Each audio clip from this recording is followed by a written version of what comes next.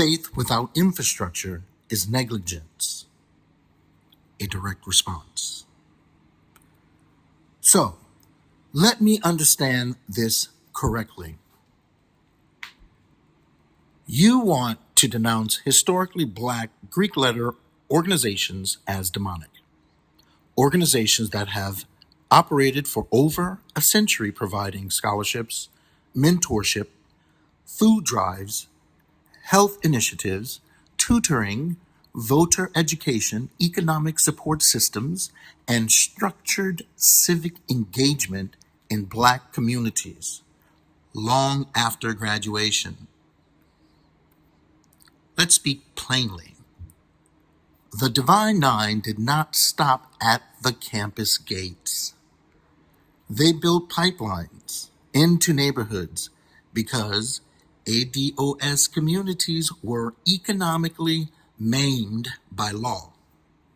From slavery to black codes to Jim Crow to redlining to mass incarceration, the debt did not disappear. The structural damage did not disappear.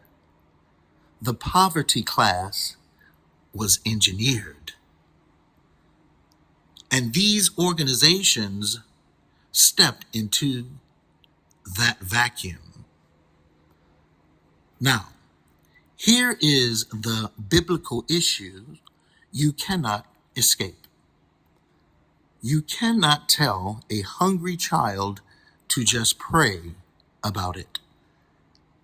James chapter 2, verses 15 through 17 says, "If a brother or sister is naked and destitute of daily food, and one of you says to them, 'Depart in peace, be warmed and filled,' but you do not give them the things which are needed for the body, what does it profit?" And then it says, "Faith without works is dead." That is scripture. So, if you dismantle organizations feeding children, mentoring youth, funding scholarships, addressing sickle cell awareness, supporting HBCUs, and stabilizing communities, what exactly are you replacing them with?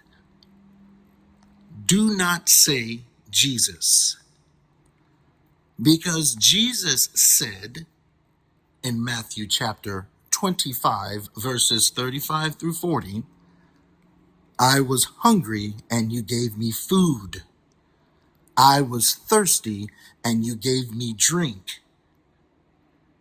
Inasmuch as you did it to one of the least of these, my brethren, you did it to me." Not preached at them, fed them. If your theology results in removing structure from vulnerable people without providing an equal or greater structure that is not righteousness, that is negligence. Now, let's address the pledging hypocrisy. You condemn pledges to fraternities and sororities, but every American child has stood and said, "I pledge allegiance to the flag of the United States of America and to the republic for which it stands."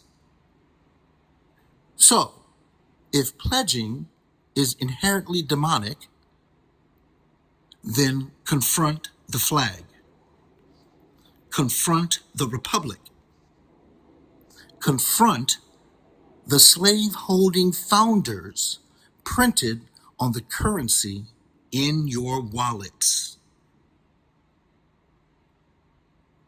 You transact daily with symbolic representations of men who enslaved your ancestors, yet your outrage is selective.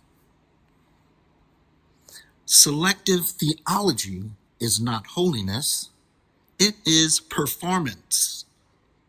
Now, here is the deeper question. If you remove foundational ADOS institutions, what replaces the infrastructure? What is the economic model? What is the mentorship pipeline? What is the scholarship mechanism? What is the food security apparatus? What is the civic engagement structure? If the answer is simply church, then show the budget, show the measurable programs, show the audited results, because Proverbs chapter 18, verse 9 says, "He who is slack in his work is brother to him who destroys." Destruction is not only tearing something down, it is removing support without replacement. If your platform monetizes outrage against your own bloodline while offering no sustainable alternative, then say that clearly. But do not cloak dismantling in the language of deliverance. God sees motives, God weighs fruit, God measures works, and fruit is not clicks. Fruit is outcomes. If you tear down, you must build. Otherwise, it is not reform, it is self-sabotage. If you believe dismantling is righteous, present your replacement infrastructure publicly. Show the structure, show the funding, show the measurable outcomes. I will examine it.